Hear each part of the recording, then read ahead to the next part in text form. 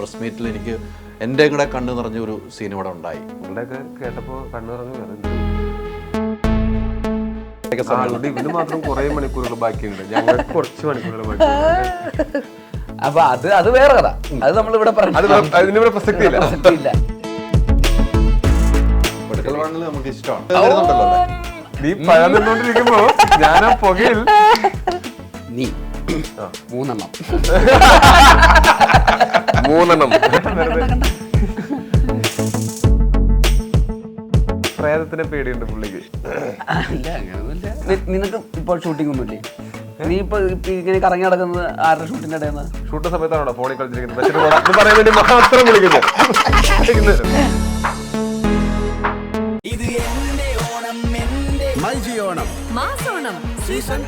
നമസ്കാരം.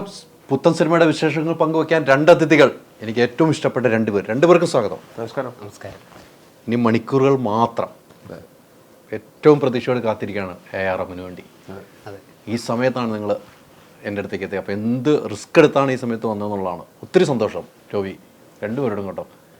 രണ്ട് കയ്യിൽ വാച്ച് കെട്ടിയിരിക്കുന്ന ആ സമയം എവിടത്തേക്കാണ് ഇപ്പം?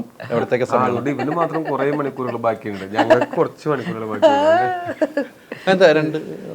ഇത് വാച്ചല്ലേ, ഇത് മറ്റേ ഫിറ്റ്നസ് ബാൻഡ്. നമുക്കങ്ങനെ ഹെൽത്തി ലൈഫ് സ്റ്റൈൽ ജീവിക്കുന്നത്. എന്തായാലും ഈ പറഞ്ഞ പോലെ 8 വർഷത്തെ കാത്തിരിപ്പ് അല്ലേ? എനിക്കൊരു വളരെ നാളുകൾ ഒത്തിരി അധ്വാനിച്ച്, നിങ്ങളെല്ലാവരും ഒത്തിരി അധ്വാനിച്ചെടുത്ത സിനിമയാണ് തിയേറ്ററിലേക്ക് എത്തുന്നത്. ഈ സമയത്ത് ഇപ്പോൾ പ്രസ് മീറ്റിൽ എനിക്ക് എൻ്റെ കൂടെ കണ്ണു നിറഞ്ഞ ഒരു സീൻ ഇവിടെ ഉണ്ടായി. ടോവി ഒരു കാര്യം പറഞ്ഞപ്പോൾ അങ്ങനെയൊന്നും ആരും പറയാറില്ല. ടോവി അത് പറഞ്ഞ ബാറ്റ വേണ്ട എന്ന് പറഞ്ഞൊരു സാധനം ഉണ്ടല്ലോ, അത് എനിക്ക് ഭയങ്കരമായിട്ട് സ്ട്രൈക്ക് ചെയ്തു. അങ്ങനെ ആരും പറയാറില്ല. അപ്പോൾ അവർക്ക് എന്തുമാത്രം സ്നേഹമാണ് ഈ സിനിമയിലെന്ന് എനിക്ക് തോന്നി അങ്ങനെ പറഞ്ഞതിൽ. അല്ല, അത് അങ്ങനെയൊക്കെ ഇങ്ങനെ നമുക്ക് നമ്മുടെ ഇൻഡസ്ട്രിയിൽ നിന്നിട്ട് നല്ല സിനിമകൾ ചെയ്യാൻ പറ്റുള്ളൂ. നമ്മൾ ഇത് കളക്റ്റീവായിട്ടുള്ള ഒരു ആർട്ട് ഫോമാണല്ലോ ഇത്. ആരും ഒറ്റയ്ക്ക് വിചാരിച്ചു കഴിഞ്ഞാൽ നമുക്ക് എന്തെങ്കിലും അങ്ങനെ ഒരു മാജിക് ഉണ്ടാക്കാനൊന്നും പറ്റില്ല. ഇപ്പോൾ ഡയറക്ടർ വിചാരിക്കണം, ആക്ടേഴ്സ് വിചാരിക്കണം, ബാക്കി ടെക്നീഷ്യൻസ് വിചാരിക്കണം എന്നൊക്കെ പറയുമ്പോൾ ഇവരൊക്കെ വിചാരിച്ചാൽ മാത്രമൊന്നും ഇതുണ്ടാവില്ല. അതിൻ്റെ പുറത്ത് വേറെ ഒരുപാട് ആൾക്കാർ ഇതിൽ മാസങ്ങളോളം പണിയെടുത്തതിന് ശേഷമാണ് നമ്മൾ ഷൂട്ടിങ് തുടങ്ങുന്നത് തന്നെ. അത് കഴിഞ്ഞിട്ട് ആ ഷൂട്ടിങ് നടക്കുന്ന സമയത്താണെങ്കിൽ പോലും നമുക്ക് ഷൂട്ട് കഴിഞ്ഞാൽ ചിലപ്പോൾ പെട്ടെന്ന് തിരിച്ച്, അതായത് ഷൂട്ട് കഴിഞ്ഞു ഈ റൂമിൽ പോയിട്ട് നാളെ രാവിലെ ഷൂട്ടിന് വന്നാൽ മതി എന്ന് പറഞ്ഞാൽ മതി. പക്ഷേ ഇപ്പോൾ നമ്മുടെ ലൈറ്റ് ബോയ്സ് ചേട്ടന്മാരൊക്കെ ആണെങ്കിൽ, ഈ ലൈറ്റിലുള്ള ചേട്ടന്മാരൊക്കെ വെച്ചാൽ ഈ കെട്ടി വെച്ചേക്കുന്ന ലൈറ്റ് മൊത്തം ഇറക്കി പാക്ക് ചെയ്ത് വണ്ടി കയറ്റി അവർ തിരിച്ച് റൂമിലേക്ക് എത്തുമ്പോഴത്തേക്കും ചിലപ്പോൾ തിരിച്ചു വരാനുള്ള സമയമാവും അവർക്കൊന്ന്. അപ്പോൾ അങ്ങനെയുള്ള ഒരുപാട് ആൾക്കാർ വർക്ക് ചെയ്യുന്ന ഒരു സിനിമാ മേഖല എന്ന് പറയുന്ന മേഖല. അല്ലാണ്ട് നമ്മൾ ഇപ്പോൾ ചിലപ്പോൾ എനിക്കൊന്ന് ഇൻ്റർവ്യൂസിലും അല്ലെങ്കിൽ സിനിമയിൽ സ്ക്രീനിലൊക്കെ നമ്മൾ മാത്രം കാണുന്നവരോട് നമ്മൾ മാത്രമേ ഉള്ളൂ ഇൻഡസ്ട്രിയിൽ. അല്ല, അങ്ങനെയല്ല, ഒരുപാട് പേരുണ്ട്. അവർക്കെല്ലാവർക്കും ആ ഒരു അഡീഷണൽ ബാറ്റ എന്ന് പറയുന്നത് ചെറിയ എമൗണ്ടും അല്ല, വലിയ എമൗണ്ട് തന്നെയാണ്. അവരായിട്ട് ഇത് അവരോട് നമ്മുടെ പ്രൊഡ്യൂസറോ പ്രൊഡക്ഷൻ്റെ ഭാഗത്തുനിന്ന് റിക്വസ്റ്റ് ചെയ്തിട്ട് പോലുമില്ല, അവരായിട്ട് പറഞ്ഞാൽ ഞങ്ങൾ കണ്ടതാണ്. അത് കാരണം കൊണ്ട് ആരുടെയും തെറ്റുകൊണ്ടല്ല ആ സമയം വൈകിപ്പോയത്. ടാങ്കിന് ലീക്ക് ഉണ്ടാവുക എന്നൊക്കെ പറയണത് അങ്ങനെ സംഭവിച്ചു പോയി. അത് ഞങ്ങൾക്കറിയാം, ഞങ്ങൾ കണ്ടിട്ടില്ലാത്തൊരു കാര്യമാണെങ്കിൽ ഓക്കെ, ഞങ്ങൾ കണ്ട കാര്യമാണ്, ഞങ്ങളത് മേടിക്കുന്നത് ശരിയല്ല, ഞങ്ങൾക്കത് വേണ്ട എന്ന് ഇങ്ങോട്ട് വന്ന് പറയുകയാണ് ചെയ്തത്. അപ്പോൾ അന്നിപ്പോൾ ചേട്ടൻ പറഞ്ഞില്ല, ചേട്ടൻ കണ്ണു നിറഞ്ഞു. ഞങ്ങളുടെയൊക്കെ കേട്ടപ്പോൾ കണ്ണു നിറഞ്ഞു. അതെന്തൊരു, അതിനൊക്കെ എങ്ങനെയാണ് തിരിച്ചെന്താ ചെയ്യുക എന്നറിയില്ല. അല്ല, അതൊക്കെ മനസ്സിലിടുന്ന സ്നേഹമാണ് ടോവി. എല്ലാവർക്കും അങ്ങനെ പറയാനും കഴിയില്ല. അങ്ങോട്ട് കൊടുത്ത് ഇങ്ങോട്ട് വാങ്ങുന്നതല്ല, അവർ നമുക്ക് തരുവാണ് ചെയ്യുന്നത്. പിന്നെ ഒരു കാരണം, ഒരു പക്ഷേ ഞങ്ങൾ വിചാരിക്കുന്നത് ഞങ്ങളൊക്കെ ഒരു കുടുംബം പോലെ ആയിരുന്നു. 10-100 ദിവസം നമ്മൾ ഒരുമിച്ച് വർക്ക് ചെയ്യുന്ന സമയത്ത് ഞങ്ങൾക്കത് അത്ര എളുപ്പമൊന്നുമല്ലായിരുന്നു. കുറേ നമ്മൾ ആഗ്രഹം അതിഭീകരവും നമ്മുടെ അതിനുള്ള നമ്മളുടെയുള്ള സന്നാഹങ്ങൾ കുറച്ചാവുന്ന സമയത്ത് എല്ലാവരും ഒറ്റക്കെട്ടായിട്ട് കുറച്ച് അഡീഷണൽ വർക്ക് ചെയ്യേണ്ടി വരും. എന്നാൽ മാത്രമേ ഇങ്ങനെയൊക്കെ നടക്കുകയുള്ളൂ. എനിക്കൊന്ന് ടോവി ഈ സിനിമ കണ്ട് ട്രെയിലറൊക്കെ കണ്ടു കഴിഞ്ഞപ്പം ടോവിയുടെ ഒരു അധ്വാനം, നമ്മൾ അധ്വാനിച്ചാൽ നമുക്ക് സിനിമ കിട്ടുള്ളൂ, അത് സത്യമാണ്. അധ്വാനം എന്ന് പറയുന്നില്ല ഞാൻ, അധ്വാനമാണ് എങ്കിലും അങ്ങനെ പറയേണ്ട കാര്യം പോലുമില്ല. ഒരു സിനിമയുള്ളൊരു വിശ്വാസമാണ്. ഒരു 3 വേഷത്തിൽ 3 ക്യാരക്ടറായിട്ട് വരുമ്പോൾ റിസ്ക് ഒത്തിരി എടുത്തിട്ടുണ്ടാവും. ആ സമയങ്ങളിലൊക്കെ ഈ സിനിമ ഞാൻ തന്നെ ചെയ്യണമെന്നൊരു ഡൗട്ട് നേരത്തെ പറഞ്ഞു. ഡൗട്ട് ഞാൻ ചെയ്താൽ മതിയാവുമെന്ന് ചോദിച്ചു. ആ ഡൗട്ട് ക്ലിയർ ചെയ്ത് പോകുന്നത് ഏത് സമയങ്ങളിലൂടെ ആയിരുന്നു? അത് നേരത്തെ പറഞ്ഞ പോലെ നമ്മളൊക്കെ ശ്രമിക്കുകയല്ലേ ചേട്ടാ, അല്ലാണ്ട് നമ്മളെല്ലാം തികഞ്ഞിട്ട് ആരെങ്കിലും കൊണ്ടൊന്ന് കെട്ടിയിറക്കിയതൊന്നുമല്ലല്ലോ. ശ്രമമാണല്ലോ.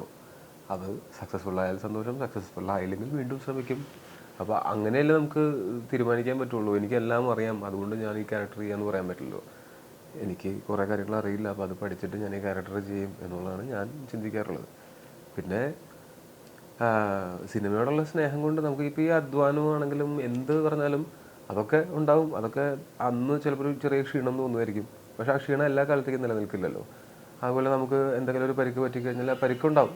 ആ പരിക്ക് പറ്റി നമുക്ക് വേദന ഉണ്ടാവും, ചിലപ്പോൾ കുറച്ച് നാളത്തേക്ക് ഒരു മാർക്കൊക്കെ ഉണ്ടാവും. പക്ഷെ അതും എല്ലാ കാലത്തേക്കൊന്നും നിലനിൽക്കില്ല എന്നുള്ളതാണ് സത്യം. പക്ഷെ നമ്മൾ ചെയ്തു വെക്കുന്ന സിനിമ നമ്മൾ പറഞ്ഞ ശേഷവും കാലാകാലം നിലനിൽക്കും. തീർച്ചയാണ്. ഒരു എപ്പോഴും നല്ല രീതിക്ക് ഹാപ്പി മൂഡാണ് ഈ സിനിമയിൽ. ലൊക്കേഷനിൽ ഹാപ്പി മൂഡ് തന്നെയാണ്. ചിരിക്കാനും ചിരിപ്പിക്കാനും ചിന്തിപ്പിക്കാനും ബേസിനിൽ ഒത്തിരി ഉപകാരപ്പെട്ടു എന്നാണ് ഞാൻ അറിയുന്നത്. ലൊക്കേഷനിൽ നിന്ന് അറിഞ്ഞ കാഴ്ചകളാണ്, കേൾവികളാണ്. എങ്ങനെയായിരുന്നു? ഇല്ല, ആക്ച്വലി അത്ര എനിക്ക് ഭയങ്കര കഷ്ടപ്പാടായിരുന്നു. ഇവന്റെ ഒരു പ്രഷർ എന്താ വെച്ചാൽ, നമ്മള് ഈ പറഞ്ഞ പോലെ സിനിമ ഈ കുറെ പ്രതിബന്ധങ്ങളെ നമ്മൾ അതിജീവിച്ച് ഷൂട്ട് ചെയ്യുന്ന സമയത്ത് ഷൂട്ടിംഗ് ഡേയ്സ് ഒക്കെ കുറച്ച് അഡീഷണൽ. അപ്പോൾ ഇവന്റെ ഏറ്റവും വലിയ ടെൻഷൻ എന്ന് പറഞ്ഞാൽ, ഇവൻ കുറേ നാൾ കാത്തിരുന്നിട്ട് ഇവന് ഒരു കുട്ടി ഉണ്ടാവുന്നു. ആ കുട്ടി ഉണ്ടാവാനായിട്ട് വൈഫിൻ്റെ ഡെലിവറിക്ക് മുമ്പ് ഇതിൻ്റെ ഷൂട്ട് തീർത്ത് കുറച്ച് ദിവസമെങ്കിലും കൂടെ നിൽക്കണം എന്നുള്ളത് ഇവന് ആദ്യമേ പറയണത് എനിക്ക് അറിയാം. പക്ഷെ അതിൻ്റെ ഒരു പ്രഷറും കൂടെ ഉണ്ടായിരുന്നു ഷൂട്ട് തീരാതിരിക്കുന്ന സമയത്ത്. അതെ. അപ്പൊ അത് അങ്ങനെ അതൊക്കെ ഉണ്ടായിരുന്നു. അത് ഞാനാണ് ഉപദേശമൊക്കെ കൊടുത്തത്. അതാ ഇവന് കൂടെ ഉണ്ടാവണം. അന്നേരം മറ്റേ ഇതൊക്കെ ഉണ്ടാവും, മറ്റേ ഹോർമോൺ ചേഞ്ചസും മൂഡ് സ്വിങ്സ് ഒക്കെ ഉണ്ടാവും വൈഫിന്. അപ്പൊ ആ സമയത്ത് നമ്മൾ കൂടെ ഉണ്ടാവണം. അവർക്ക് അന്നേരം ഭയങ്കര ബുദ്ധിമുട്ടുള്ള സമയമായിരിക്കുമല്ലോ. അത് കാലാകാല ഇൻവെസ്റ്റ്മെന്റ് ആയിരിക്കും. ഞാൻ ഐഡിയ പറഞ്ഞിട്ടുണ്ട് പണ്ട്. എന്നിട്ടാണ് അജയന്റെ 2ാം മോഷണം ഷൂട്ട് ഡേറ്റിന് തൊട്ട് മുമ്പ് വരെ ഷൂട്ട് നീണ്ടു പോയിക്കൊണ്ടിരിക്കുക. അപ്പൊ എനിക്ക് തിരിച്ചെങ്ങനെയെങ്കിലും പോകണം എന്നുള്ളത്, ഇവിടുന്ന് ഇങ്ങനെ ഫോണിൽ വിളിക്കുമ്പോൾ പറയുന്ന വിഷമം, ഒറ്റയ്ക്കേ ഉള്ളൂ, പ്രഗ്നൻ്റ് ആണ്, അപ്പോൾ അതിൻ്റേതായിട്ടുള്ള ബുദ്ധിമുട്ടുകളൊക്കെ ഉള്ള. അപ്പോൾ എനിക്ക് എങ്ങനെയെങ്കിലും ഇവിടുന്ന് പോകണം എന്നുള്ള ഇതിലായിരുന്നു. പക്ഷേ ഇത് തീർക്കാൻ വേണം. ജിതിൻ കുറേ കാലമായിട്ട് നമ്മൾ ജിതിൻ്റെ ഒരുമിച്ച് വർക്ക് ചെയ്തിട്ടുള്ളതാണല്ലോ. അപ്പോൾ അതുകൊണ്ട് ഇതിൻ്റെ കൂടെ നിൽക്കുക എന്നുള്ളത് നമുക്കും അതിൻ്റെ ആവശ്യമാണ്. എന്നാൽ നമുക്ക് പേഴ്സണലായിട്ട് നമ്മുടെ പേഴ്സണൽ ആവശ്യങ്ങളുണ്ട്. പക്ഷേ സിനിമയുടെ ഒരു ടോട്ടാലിറ്റിയിൽ നോക്കുമ്പോൾ അത് വേറെ അതിലും വലിയൊരു ആവശ്യം അവർക്കും ഉണ്ട്. അപ്പോൾ അതിൻ്റെയൊക്കെ ഇടയിൽ നിന്നിട്ട് ഇത് എങ്ങനെ മാനേജ് ചെയ്യുന്നുള്ള ഒരു പ്രശ്നം ഉണ്ടായിരുന്നു. പിന്നെ അവിടുത്തെ ക്ലൈമറ്റും അങ്ങനെ ഇങ്ങനെയൊക്കെ ആയിട്ട് കുറേ ഹെക്റ്റിക്കായിട്ട് ഓടിയിരുന്ന് ഷൂട്ട് ചെയ്തതിൻ്റെ ഭാഗമായിട്ടുള്ള കുറച്ച് അസുഖങ്ങളും ഒക്കെ ആയിട്ട് കുറച്ച് പ്രശ്നമായിരുന്നു എനിക്ക്. അവിടെ മൊത്തത്തിൽ ഷൂട്ട് അങ്ങോട്ട് ചെല്ലുന്നത് എനിക്ക് പേടിയായിരുന്നു. അയ്യോ, ആ ലൊക്കേഷനിലേക്ക് എത്തുമ്പോൾ തന്നെ എനിക്ക് അതൊരു പ്രത്യേക ലൊക്കേഷനായിരുന്നു.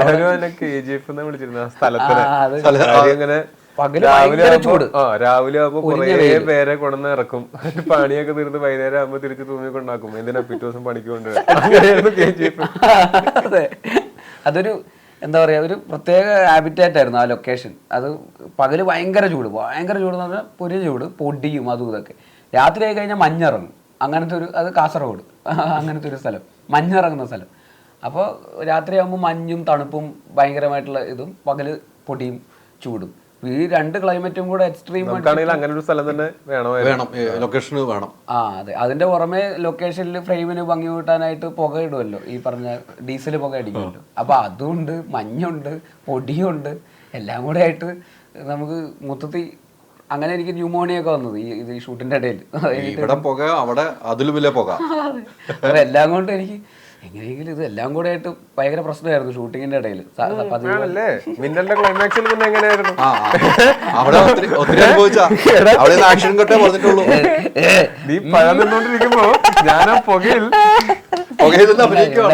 ഞാൻ ഇവിടെ ഒരു അഭിനേതാവിന്റെ ബുദ്ധിമുട്ട് പറഞ്ഞോണ്ടിരിക്കുമ്പോ നീ പിന്നെ പ്രൊഡ്യൂസറുടെ ബുദ്ധിമുട്ടാണ് അല്ല അല്ല ബേസിലെ പറഞ്ഞത് മനസ്സിലാവും. അവിടെ പഴം തന്നെ തന്നെയാണ്, നമ്മളിവിടെ പുകയടിച്ച് നിൽക്കുകയാണ്. അപ്പൊ ഡയറക്ടർ സ്പെഷ്യൽ ഓട്ടം കൊടുത്തോണ്ടിരിക്കുകയാണ്. അതിന്നൊരു പഴം കിട്ടാൻ വൈകുന്നേരം ബ്രെഡും പഴം കിട്ടും, അതെല്ലാവർക്കും കിട്ടും.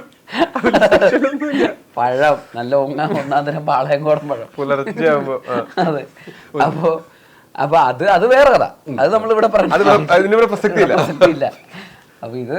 അപ്പൊ എന്നെ സംബന്ധിച്ചിടത്തോളം അങ്ങനെ ഭയങ്കര എൻജോയ് ചെയ്ത ഷൂട്ടൊന്നുമല്ല. പക്ഷെ ഷൂട്ടിന്റെ പ്രോസസ്സ് ഭയങ്കര ഇൻട്രസ്റ്റിംഗ് ആയിരുന്നു. ഇവരിത് ഉണ്ടാക്കി എടുക്കുന്നത് കാണാൻ ഭയങ്കര എക്സൈറ്റ്മെന്റ് ആയിരുന്നു.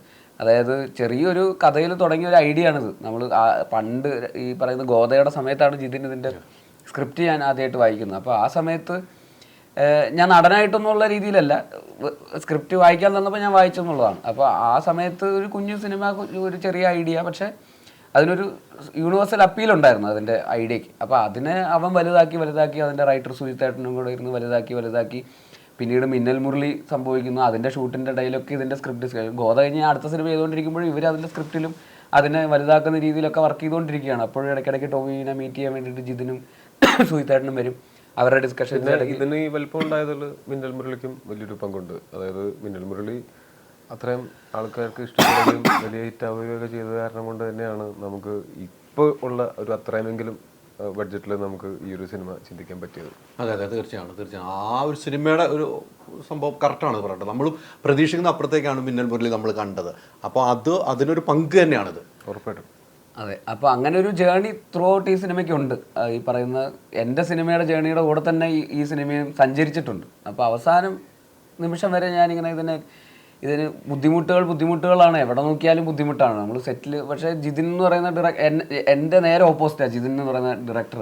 ഞാനാണെങ്കിൽ പ്രശ്നമാകുമ്പോൾ അത് എടുത്ത് വെക്ക്, അങ്ങോട്ട് ചെയ്യും അതെന്താ ചെയ്യാത്ത നടക്കാത്ത അങ്ങനത്തെ മോഡിലേക്ക് പോകും. ജിതിനാണെങ്കിൽ ഈ പറയുന്ന പോലെ അവിടെ ഇങ്ങനെ ഇരിക്കും, ശരിയാവുമ്പോൾ നടക്കട്ടെ എന്നുള്ളതാണ്. അതെനിക്ക് ഭയങ്കര ലേണിംഗ് ആയിരുന്നു. അത് മിന്നലിൽ ഇവനാ ടെൻഷൻ അടിച്ചായതുകൊണ്ട് എനിക്ക് വളരെ സുഖമായിരുന്നു. പക്ഷെ ജിതിൻ ടെൻഷൻ അടിക്കാത്തതുകൊണ്ട് എനിക്ക് ഇവനടിക്കുന്നത് ഇവനിരുന്ന് ജിതിനെ ടെൻഷൻ ആക്കട്ടെ, ഒന്ന് ടെൻഷൻ അടിക്കും കുറച്ച്. അപ്പൊ ജിതിന് അങ്ങനെ, ജിതിന്റെ ഉള്ളിൽ ടെൻഷനുണ്ട്. പക്ഷെ എപ്പോഴും ഞെട്ടാ എനിക്ക് ജിതിന് ആ മോഡായിരുന്നു. ഞാൻ എപ്പോഴും ഞെട്ടിക്കൊണ്ടിരിക്കുന്നതാണ്. ഇവൻ അങ്ങനെ ഞെട്ടത്തേ ഇല്ല. അപ്പൊ ഇവനത് എല്ലാം, പക്ഷെ ഇവൻ തന്നെയാണ് എല്ലാം ഹാൻഡിൽ ചെയ്യുന്നതും എല്ലാം.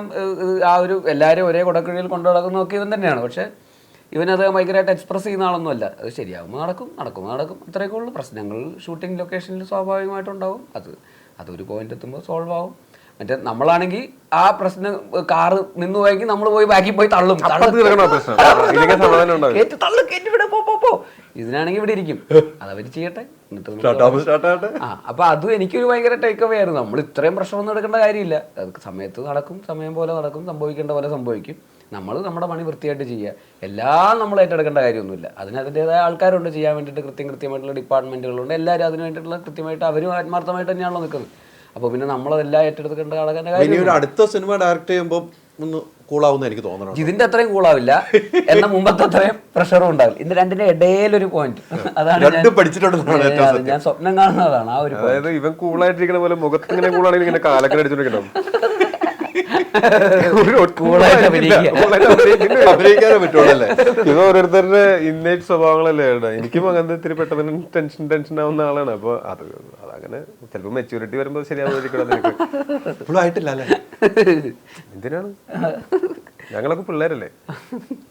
പക്ഷെ ജിതിനത് നമ്മളെ ഭയങ്കരമായിട്ട് ഞെട്ടിച്ചു കളഞ്ഞു, ഇമ്പ്രസ് ചെയ്തു നന്നായിട്ട്. ഈ പറയുന്ന അവനത് ഇത്രയും ഞാൻ മനസ്സിലാക്കിയെടുത്തോളം ഒരുപാട് പ്രശ്നങ്ങൾ വരുന്തോറും സിനിമയുടെ വിജയവും അതിനനുസരിച്ച് വലുതാവും. നമ്മളെല്ലാം സംഭവിക്കുന്നത് നല്ലതിനാണെന്നുള്ള ഇതിലാണ് എനിക്കുണ്ടായിട്ടുള്ള എക്സ്പീരിയൻസ് പ്രൂവ് ചെയ്തിട്ടുള്ളത്.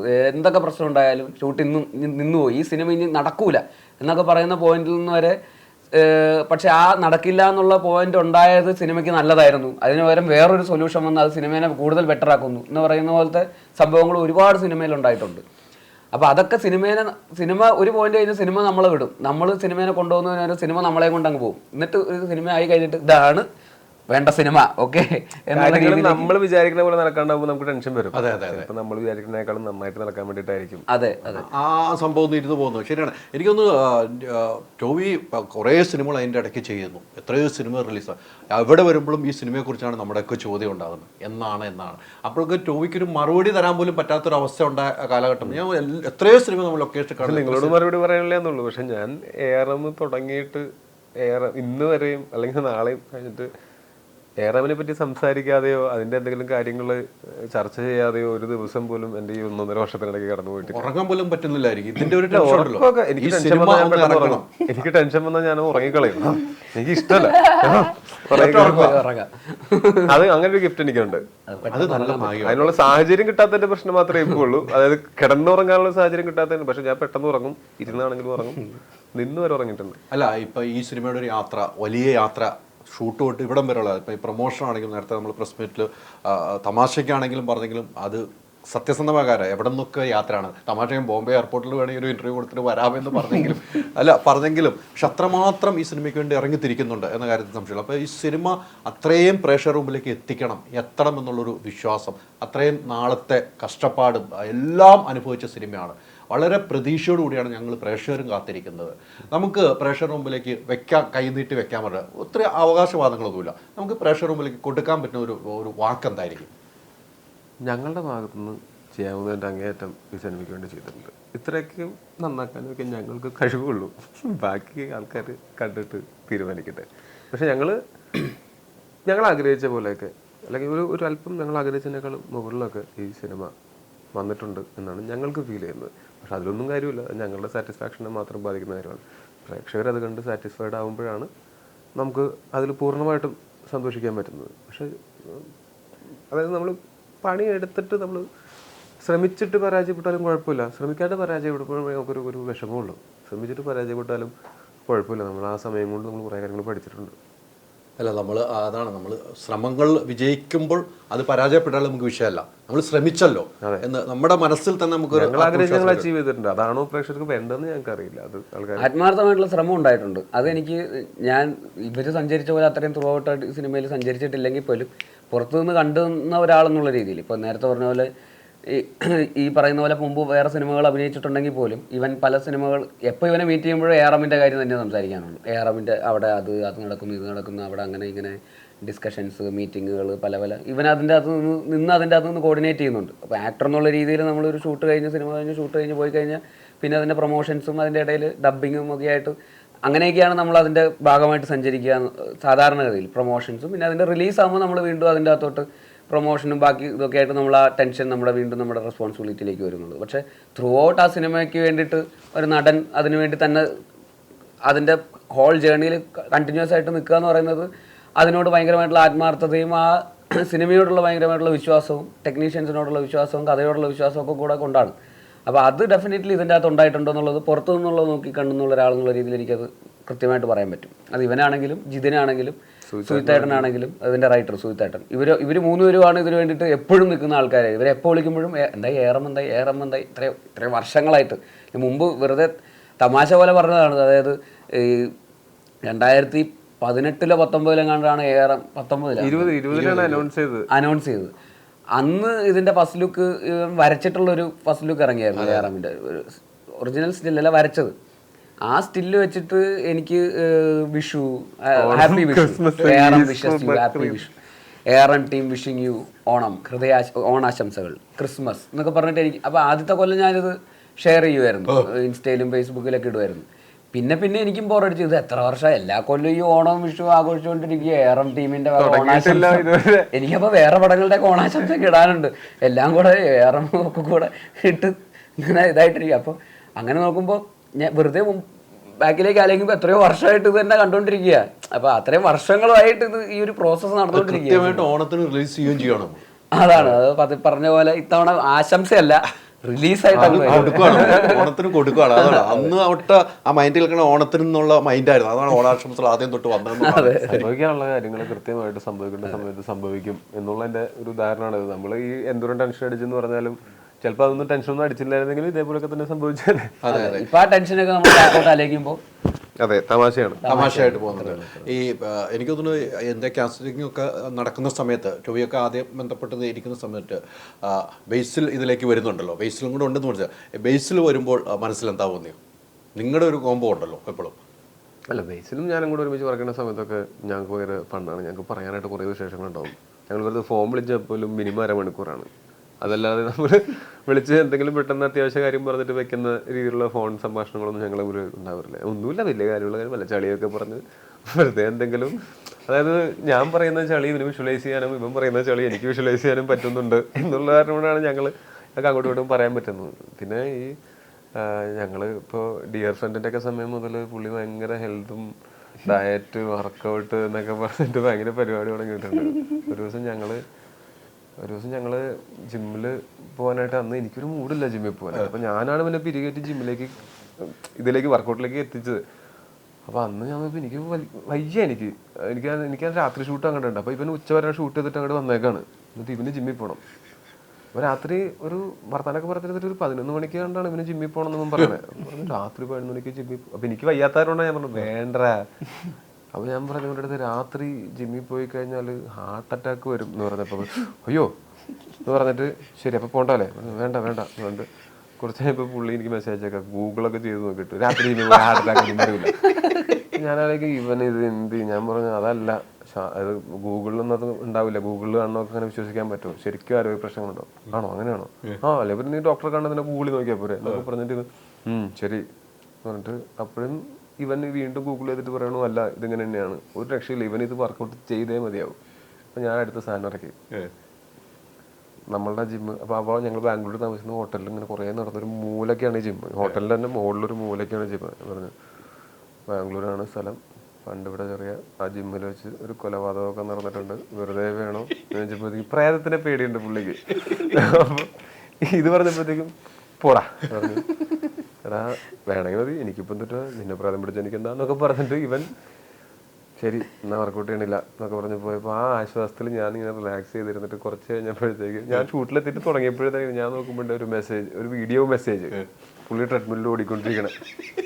അപ്പോൾ ഞാൻ അങ്ങനെ വരാൻ വഴിയില്ലല്ലോ, എന്നിട്ട് ഇങ്ങനെ മെസ്സേജ് ഇങ്ങനെ തിരിച്ച് കാണിക്കുമ്പോൾ ഇവൻ്റെ ഭാര്യ അവൾക്ക് 9 മണിയാകുമ്പോൾ കിടന്നുറങ്ങും. അവളെ വിളിച്ച് കഴിഞ്ഞപ്പോൾ അവിടെ ആ ട്രെഡ്മില്ലിൻ്റെ ബാക്കിലൊരു ബെഞ്ചിൽ അങ്ങനെ കിടത്തി ഉറക്കിയേക്കാം കൂട്ടിന്. എന്നാലും വർക്കൗട്ട് കൊടുക്കില്ല. കൂട്ട് കിടത്തിയിട്ടാണെങ്കിലും അല്ല ഞാൻ പറഞ്ഞത് ചില സമയത്ത് ഞാൻ ആലോചിക്കുമ്പോണ്ടല്ലോ അന്ന് അതിനുശേഷം ഞാൻ ഇടയ്ക്ക് ഡയറ്റും വർക്കൗട്ടൊക്കെ വിടും, പിന്നെ വീണ്ടും തുടങ്ങുന്നുള്ളു. ഇവൻ അന്ന് മുതൽ ഏകദേശം പിന്നെ അത് കഴിഞ്ഞ് ARM വന്ന സമയത്താണെങ്കിലും ഇവനെന്ന് വെച്ചാൽ ഈ സാറ്റലൈറ്റ് അത്രയ്ക്ക് അങ്ങനെ ആയിട്ടില്ല എന്നുള്ള കാരണം കൊണ്ട് ഭക്ഷണം ഡയറ്റ് ഫുഡ് ചോദിച്ചു മേടിക്കാൻ പറ്റണില്ല എന്നൊക്കെ പറഞ്ഞിട്ട് പറ്റും എൻ്റെ അടുത്ത്. എന്നിട്ട് ഞാൻ കഴിച്ചുകൊണ്ടിരിക്കുമ്പോൾ എന്നിട്ട് ഓരോ കഷ്ടപ്പെടുത്ത് കഴിക്കും. ആ ഡിയറിന്റെ സമയത്ത് തുടങ്ങിയതാണ്. അപ്പൊ ഇവിടെ വന്നപ്പോഴത്തേക്കും കണ്ടിന്യൂറ്റി ആയി. ഭക്ഷണത്തിന് സമയമായി കഴിഞ്ഞാൽ ഞാൻ നമുക്ക് ബേസിലുണ്ടാവും, കാര്യങ്ങളുണ്ടാവും. അന്ന് തുടങ്ങിയ ഡയറ്റാണ്. ഇപ്പൊ എങ്ങനെയാണ്? ഇപ്പൊ മറ്റേ ഇതാണ്, ഡയറ്റ് ഫുഡൊക്കെ ചോദിച്ചു മേടിക്കാം, സാറ്റലൈറ്റ് ആയി എല്ലാം നടന്നപ്പം ധൈര്യമായിട്ട് ചോദിക്കാമല്ലോ അല്ലേ? ബേസിലിനെ സംബന്ധിച്ച് ബേസിൽ ഇപ്പോൾ കുറെ നാളുകളായിട്ടുണ്ട് കൗണ്ടറുകളിലെ ആശാനായി മാറി. അത് കുറെ നാളായിട്ട് പണ്ട് പോലെ ഉണ്ട്, കുറെ നാളായിട്ട് ആൾക്കാർ കാണുന്നുള്ളൂ എന്നുള്ളത് പണ്ട് പോലെ ഉണ്ട്. നിങ്ങളുടെ ഉള്ളിലുണ്ട്, പുറത്തേക്ക് വന്നു തുടങ്ങിയപ്പോഴാണ്. അങ്ങനെയാണല്ലേ ബേസിലെ? അല്ല അങ്ങനെയൊന്നുമില്ല, എന്നാലും ഇടയ്ക്ക് കോമഡി തമാശ പറയുമ്പോൾ തിരിച്ചെന്തെങ്കിലും പറയണ്ടേ, എന്തെങ്കിലും വേണമെന്ന് ഓർത്താണോ? അല്ല എന്തെങ്കിലും ഒരു രസം വേണ്ടേ? ആൾക്കാർ അങ്ങോട്ട് കളിയാക്കുന്ന പോലെ തിരിച്ചും കളിയാക്കും. തിരിച്ച് എന്നെ കളിയാക്കുന്നതുകൊണ്ട് എനിക്ക് വലിയ ബുദ്ധിമുട്ടൊന്നുമില്ല, എനിക്ക് അങ്ങോട്ട് കളിയാക്കുന്നതുകൊണ്ട് എനിക്ക് ബുദ്ധിമുട്ടൊന്നുമില്ല. നല്ലൊരു രസമുള്ളൂ. എല്ലാവരും ഭയങ്കര സീരിയസ് ആയിട്ട് ആ അളിയ എന്തൊക്കെയുണ്ട് എന്നൊക്കെ പറയുന്നതിന് ഒരു രസമില്ലല്ലോ. എന്റർടൈൻമെന്റ് ഒക്കെ വേണമെങ്കിൽ അങ്ങോട്ടും ഇങ്ങോട്ടും ഒക്കെ കൊടുക്കൽ വാങ്ങൽ നമുക്ക് ഇഷ്ടമാണ്, അത് വേണം. എനിക്ക് അങ്ങനെയുള്ള ഇഷ്ടം. എനിക്ക് എപ്പോഴും വീഡിയോ എടുത്തൊക്കെ മേടിക്കാറുണ്ട്.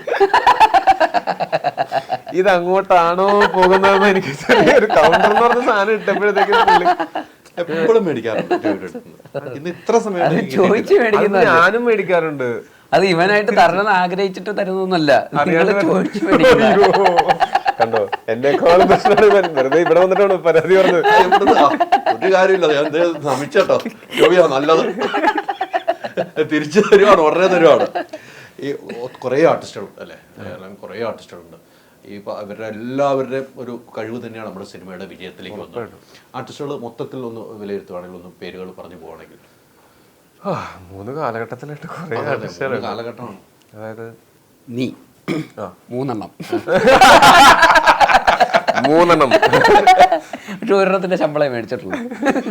ഞാൻ 3 ശമ്പളം മേടിക്കേണ്ടതല്ല, അതല്ല ഞാൻ പറഞ്ഞത്. ഇതിനകത്തെ ആർട്ടിസ്റ്റുകൾ എന്ന് പറഞ്ഞാൽ എനിക്ക് വെച്ചാൽ ലിസ്റ്റ് പറയുമ്പോൾ ആരെങ്കിലും പേര് വിട്ടുപോകും എന്നുള്ളതാണ്. ഇപ്പോൾ ഞാനും ഇവനും ഒക്കെ ഒന്നുമില്ലാതെ ഇപ്പൊ അജയന്റെ കാലഘട്ടത്തിലാണെങ്കിൽ ഈ കൃതി ഷെട്ടി ഉണ്ട്, സഞ്ജു ശിവറാമുണ്ട്, നമ്മളുടെ നിസ്താറൊക്കെ ഉണ്ട്, പിന്നെ ബിജുക്കുട്ടൻ ചേട്ടനുണ്ട്, അജു ഏട്ടനുണ്ട്, രോഹിണി ചേച്ചി ഉണ്ട്,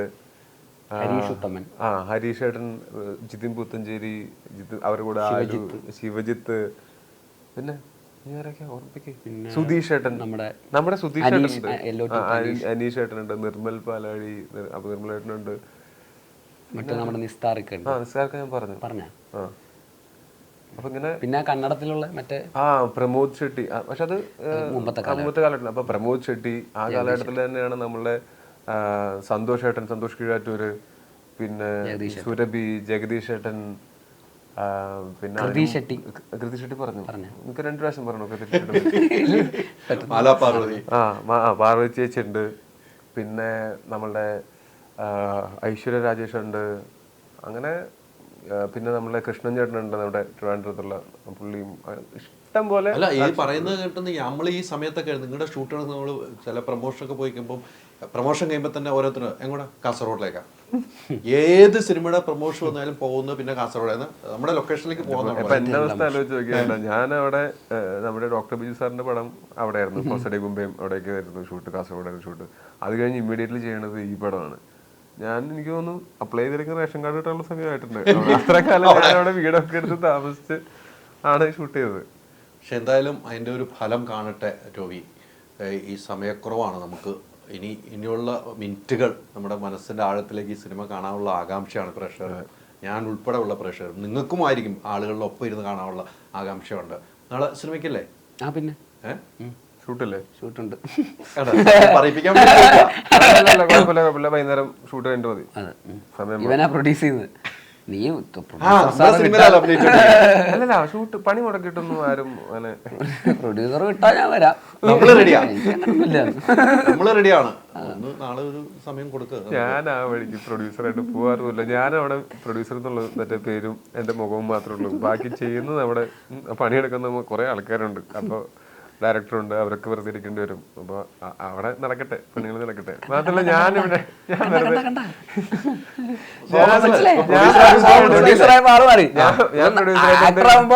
നിനക്ക് ഇപ്പോൾ ഷൂട്ടിംഗ് ഒന്നുമില്ലേ? നീ ഇപ്പൊ ഇങ്ങനെ കറങ്ങി നടക്കുന്നത് ആരുടെ ഷൂട്ടിന്റെ ഇടയിൽ? അതെന്റെ പ്രൊഡ്യൂസർമാരും എന്റെ സംവിധായകനും ഒക്കെ എന്റെ അടുത്ത് പറഞ്ഞു പോയി പ്രൊമോട്ട് ചെയ്തിട്ട് പോവാം. അതുപോലെ നിന്റെ അടുത്ത് പറയാനാണ് ഞാൻ പറയുന്നത്. ഞാൻ പറയാൻ വേണേ ഞാനിടയ്ക്ക് ഇവനെ വിളിക്കും. വൈകുന്നേരം ഒക്കെ ആകുമ്പോ ഷൂട്ടുണ്ടെന്നോ ഷൂട്ടിന്റെ സമയത്ത് നോക്കിയിട്ട് ഞാൻ വിളിക്കും. ഇതിനെ വിളിക്കണമെന്ന് അറിയാമോ? എടുത്താൽ ഷൂട്ടിന്റെ സമയത്താണോ ഫോണിൽ കളിച്ചിരിക്കുന്നത് പറയാൻ വേണ്ടി മാത്രം വിളിക്കുന്നത്. ഹലോ, എങ്ങനെയെങ്കിലും എന്റെ കോൾ ഷീറ്റാ, എന്റെ കോൾ ഷീറ്റാ. ഫുൾ ടൈം അവിടെ ഷൂട്ടില്ലെങ്കിൽ അവിടെ പോയിരുന്നു, വെറുതെ പോയിരുന്നോളാം. എനിക്ക് കാശ് തരുന്നല്ലേ? അല്ല, ഒരു പ്രൊഡ്യൂസറിന്റെ വേദന വേറെയാണ്, അത് സംശയമില്ല. ഡയറക്ടറിന്റെ വേദന വേറെയാണ്, അഭിനേതാവിന്റെ വേദന വേറെയാണ്. വേദന മസ്റ്റാ. വേദന ഉറപ്പായിട്ടും ഇല്ലാത്തൊരു ജോലി ഇല്ല. വേദനയുണ്ട്, വേദനയുമുണ്ട്. അതെനിക്കിഷ്ടായി. കിട്ടി അത് കിട്ടി. ഡബിങ്ങിന് ശേഷം എന്നുള്ളതല്ല, എല്ലാം ആദ്യം തന്നെ മേടിച്ചോട്ടോ. വേദന അല്ലേ? അത് ഉറപ്പല്ല, തരാം. അതിനൊന്നും തല്ല് വരുന്ന പോലെ ഉണ്ടല്ലോ. അതല്ല, വേതനം ഇപ്പൊ എനിക്കാണത് ഏറ്റവും നന്നായിട്ട് അറിയാവുന്നത്. പണിയെടുക്കുന്ന ശമ്പളം കിട്ടിയിരിക്കണം. അത് കൊടുക്കാതെ പറ്റിക്കുന്നതിനേക്കാളും ഭേദം വേറെ വല്ല പണിക്കും പോവാം. എന്റെ ഭാഗത്ത് എന്തായാലും അതുണ്ടാവില്ല. കാര്യം എനിക്ക് അങ്ങനെ കുറെ അനുഭവങ്ങളുണ്ട്, കിട്ടാത്ത അനുഭവങ്ങളുണ്ട്. എന്തായാലും സൂപ്പർ ആയിട്ട് സിനിമ. Thank you. കൂടെ ഉണ്ടാവും സിനിമയുടെ യാത്രയിൽ. സിനിമയുടെ ആഘോഷങ്ങളിൽ എല്ലാം കൂടെ ഉണ്ടാവും. ഒത്തിരി സന്തോഷം. Thank you. ഇത് എന്റെ ഓണം, എന്റെ മൈജി ഓണം മാസോണം സീസൺ 2.